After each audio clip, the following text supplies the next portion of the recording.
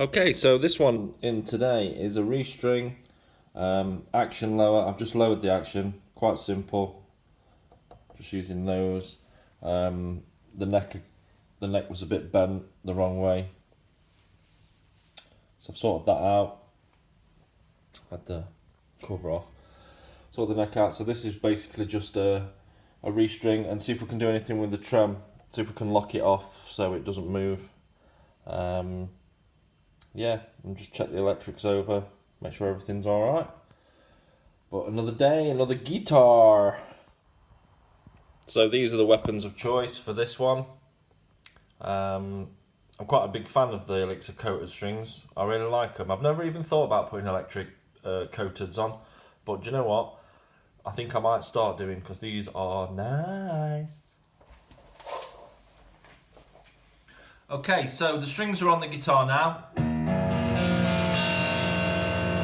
As you can see, it's a mile out of tune. Now this next part, you've really got to be able to tune the guitar at the speed in which I do this bit next. If you don't, if you sat there with a guitar tuner trying to tune a Floyd Rose guitar into standard tuning when you've just changed the strings, you will get to a point where you'll want to smash your guitar into 1,000 pieces. Trust me. I owned a music shop, and the amount of people that came in, sort this out. Is it a Floyd Rose? Yeah. So you've got to be able to do it quick, and I mean quick.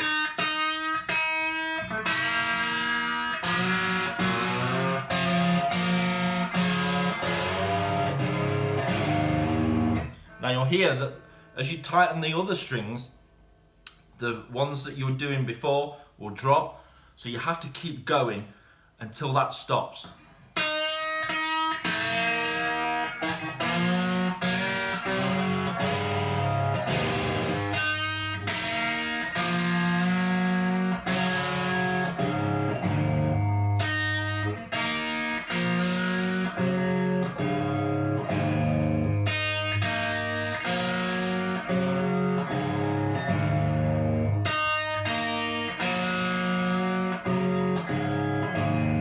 You notice now that the strings aren't as far apart as they were before. Now, if you're trying to do that with a clip-on tuner or a pedal tuner, you will waste half your life, trust me.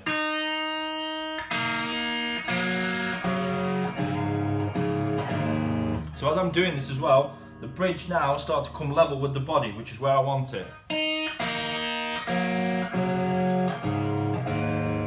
Sometimes you'll find, if you're putting heavier gauge strings on, that the bridge will come up. So that means then you've got to start with the springs on the back and loosen the tension off to bring the bridge down.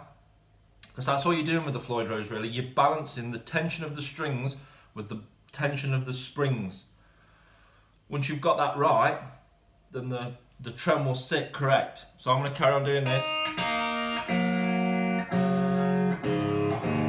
Can you hear now? Look, it's almost in.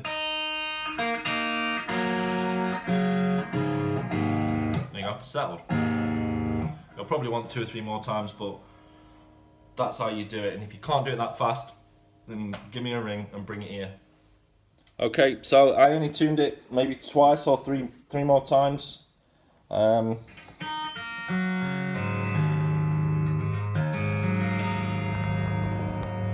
me, that's in tune.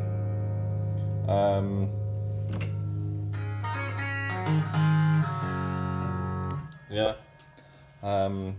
I've tuned that many guitars. I don't need to play a chord or anything like that. I can tell from the intervals of the strings. So now, lock this off. Oh, sorry. There you can see, look, that the trem's nice and level. That means that we've put the same gauge strings on that were on it before. If you have any trouble with that, if it goes up, the gauge of strings is too thick.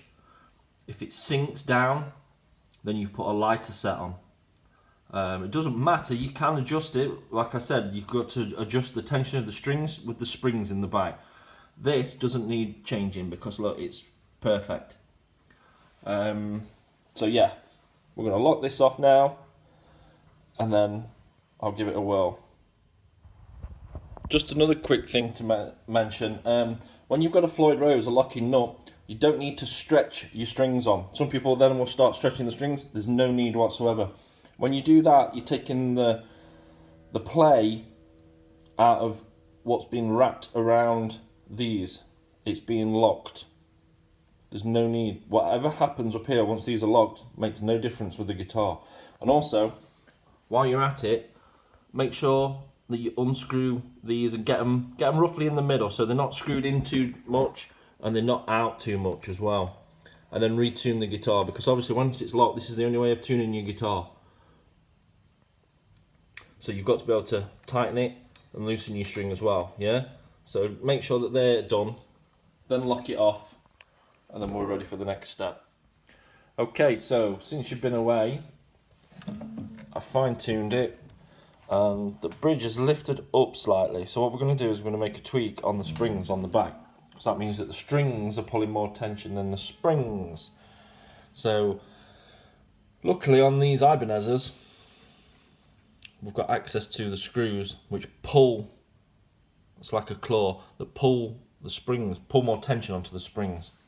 So we can get easy access to them and tighten them up, and hopefully that should be enough.